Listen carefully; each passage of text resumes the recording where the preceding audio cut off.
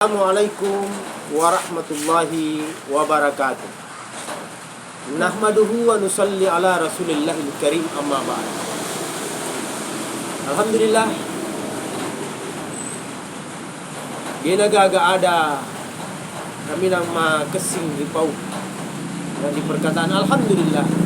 Jadi napapuji na po ang Allah Subhanahu wa taala sehingga kita masih bisa bernafas pada hari ini.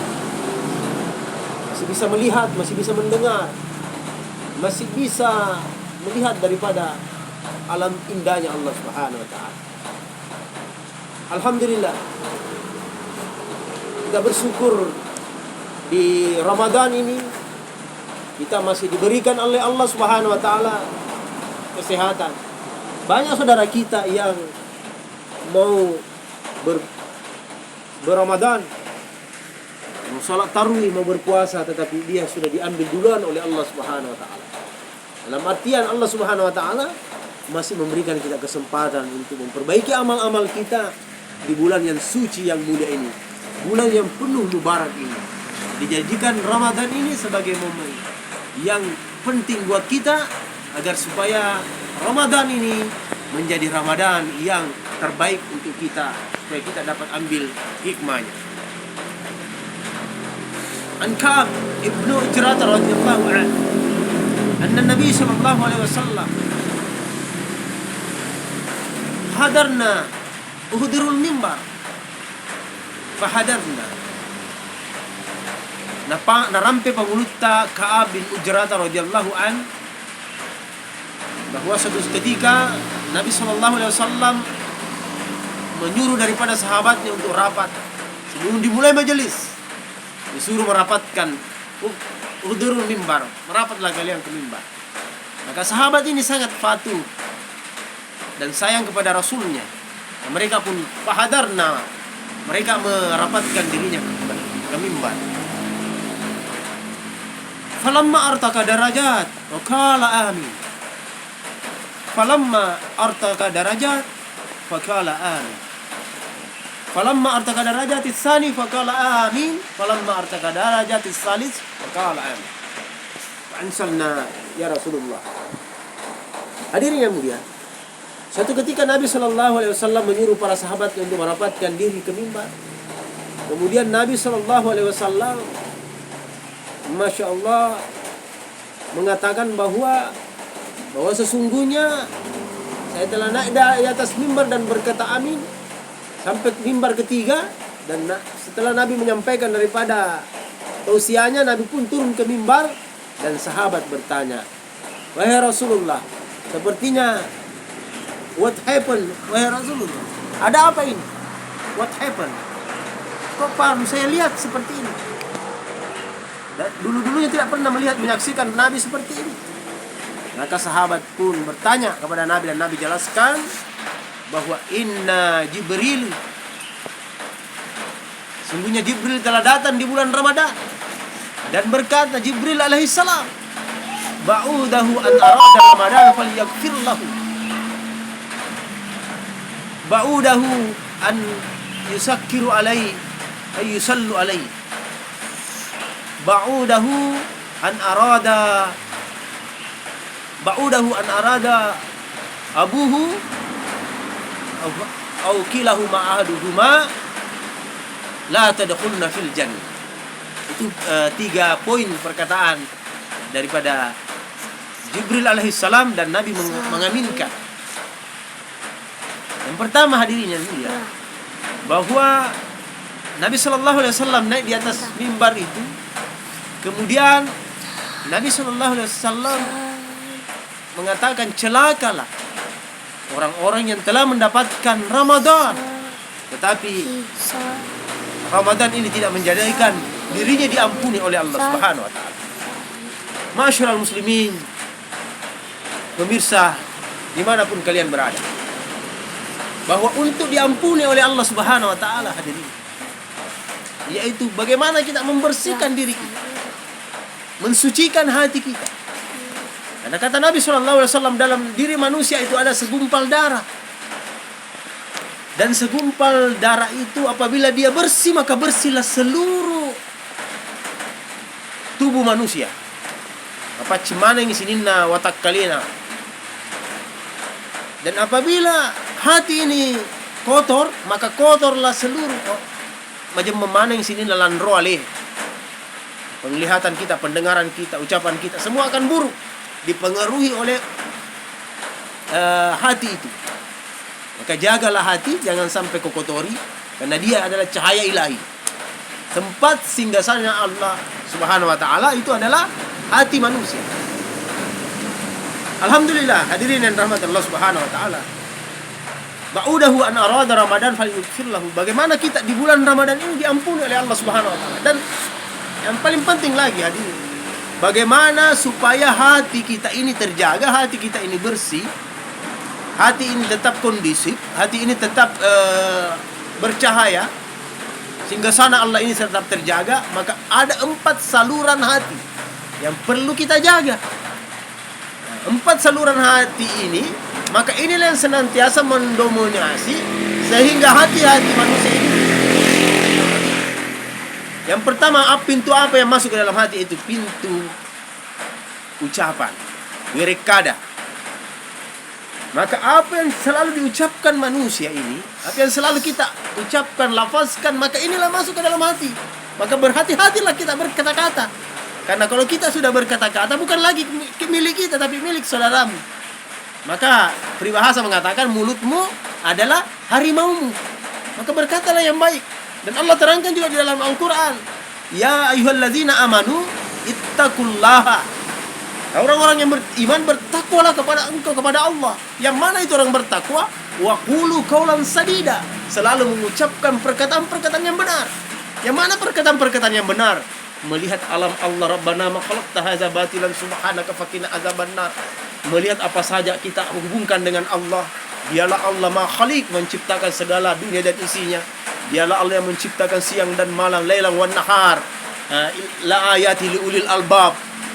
Orang supaya kita berpikir, adanya siang, adanya malam, adanya wanita, adanya laki-laki, adanya ciptaan Allah Subhanahu wa taala yang seimbang, adanya matahari, adanya rembulan, adanya langit dan adanya bumi.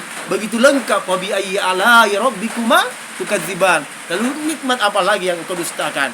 Begitu banyak nikmat Allah Subhanahu wa taala. Jadi ucapan-ucapan ini, kapan-kapan ucapan kita ini kotor, tidak membentuk karakter iman kita, maka inilah yang merusak hati kita sehingga tidak mudah kita untuk mencahayakan iman kita ini.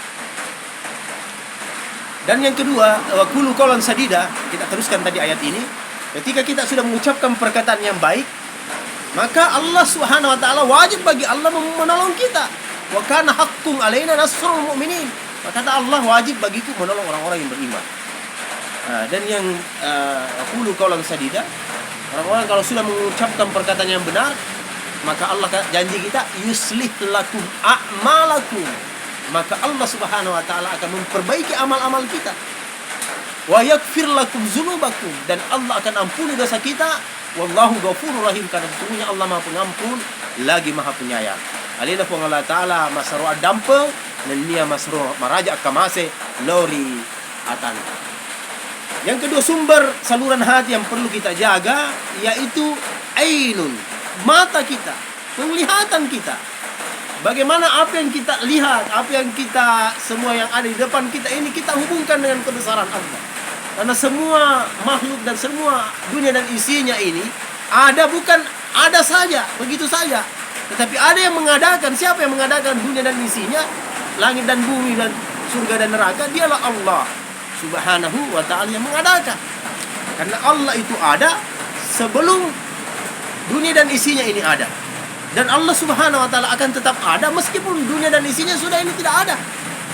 Bahkan meskipun kata-kata ada itu sudah tidak ada lagi, Allah Subhanahu wa ta'ala akan tetap ada. La ilaha illallah. Masya Allah. Jadi yang perlu kita, saluran hati yang perlu kita jaga yaitu pembicaraan kita. Dan bagaimana yang kedua yaitu penglihatan kita. Dan saluran hati yang berikutnya itu pendengaran kita. Bagaimana kita melatih diri kita untuk hidup dalam suasana-suasana iman. berteman dengan orang-orang yang baik, agar selalu ucapan-ucapan baik itu masuk dalam pendengarannya. Bagaimana di media sosial yang ada yang kita punya, karena kita buka channel-channel yang bisa memperbaiki iman kita, dan bagaimana kita bagaimana seluruh yang tidak bagus di media-media itu bagaimana kita singkirkan. Dan hadirin rahmat Allah Subhanahu wa taala, pintu hati yang terakhir yaitu hati kita, pikiran kita. Bagaimana kita selalu memikirkan yang kebaikan-kebaikan, memikirkan kehebatan Allah Subhanahu wa taala. Inna fi khalqis samawati wal ard wa ikhtilafil laili wan nahar la ayati liulil albab. Orang yang berpikir lah yang mampu, orang yang berpikir dan berakal lah yang mampu dibersihkan hatinya. Dan hadirin rahmat Allah Subhanahu wa taala, ketika beginilah cara untuk mendapatkan memperoleh ampunan Allah Subhanahu wa taala tadi. Memperoleh ampunan Allah Subhanahu wa taala dengan cara meluruskan niat dan membersihkan hati kita. Kalau hati ini sudah bersih, maka insya Allah maghfirah Allah akan datang di bulan Ramadan ini, tempat yang terbaik untuk diampunkan dosa-dosa. Dan yang kedua, yaitu ketika Nabi menaiki tangga kedua dan berkata amin, celakalah orang yang telah mendengarkan nama Nabi disebut fal yusallu alaihi, dan dia tidak berselawat kepada Nabi. Kenapa sih kita harus berselawat kepada Nabi? Karena Nabi SAW adalah makhluk terbaik, imam terbaik, laki-laki terbaik, pemimpin terbaik di seluruh jagat raya, seluruh alam. Laqad kana lakum fi Rasulillahi uswatun hasanah. Telah ada pada diri Nabi contoh terbaik bagi kamu semua. Maka melakukan sesuatu lihat yang dicontohkan Nabi. Karena keridaan Allah Subhanahu wa taala tergantung dari apa kita tergantung dari bagaimana kita mengikuti Nabi. Qul in kuntum tuhibbunallaha fattabi'uni yuhibbukumullah wa yaghfir lakum dzunubakum wallahu ghafurur. Kalau kita menjadikan Nabi adalah idola, kita hidupkan surah sirah dan sarirah Nabi, maka insyaallah Allah Subhanahu wa taala akan mengatakan in kuntum tuhibbunallaha fattabi'uni yuhibbukumullah wa yaghfir lakum dzunubakum wallahu ghafurur rahim. Dan berikutnya yang terakhir Bapak yang mulia, yaitu bagaimana kita an aradallahu ba'udahu an aradallahu abuhu. Celakalah orang-orang yang mendapatkan kedua orang tuanya sudah semakin tua tapi tidak menyebabkan la dakhulil jannah, tidak menyebabkan dia masuk ke dalam surga. Jadi kesempatan dan peluang yang sangat besar, peluang emas yang sangat besar telah ada di depan mata kita, apalagi yang masih ada orang tuanya.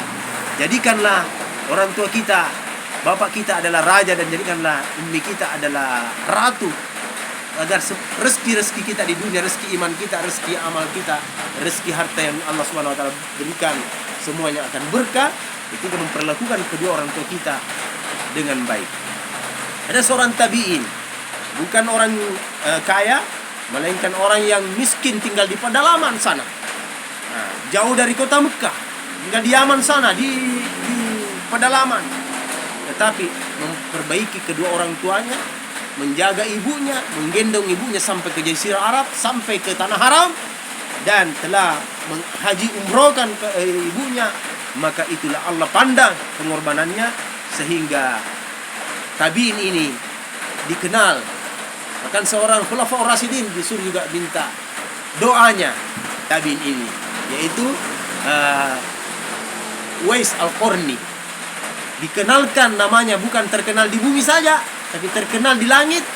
Penduduk langit telah mengenal namanya, menyebut namanya Uwais Al-Qarni, disebabkan bakti kepada kedua orang tuanya.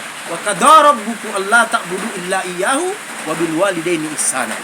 Maka untuk itu marilah kita menjadikan momen yang baik Ramadan ini, jadikanlah sebagai momen terbaik untuk kita, bagaimana kita mendapatkan ampunan Allah, amin ya rabbal alamin.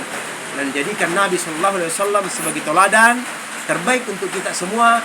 Dan yang ketiga, marilah kita jadikan kedua orang tua kita dan jadikan sesama manusia kita hubungan terbaik, menjalin hubungan terbaik kepada kedua orang tua kita, baik sesama manusia, utamanya kepada Allah Subhanahu wa taala. Demikianlah yang saya ucapkan. Kalau ada kata-kata yang salah, itu dari saya, yang benar datangnya dari Allah Subhanahu wa taala. Sekecil-kecilnya ikan pasti ada dagingnya, sebesar-besarnya ikan pasti ada tulangnya. Ambil dagingnya, buang tulangnya. Banyak-banyak pembicaraan saya ada salahnya. Salahnya datangnya dari saya, dan kebaikan datangnya dari Allah Subhanahu wa ta'ala.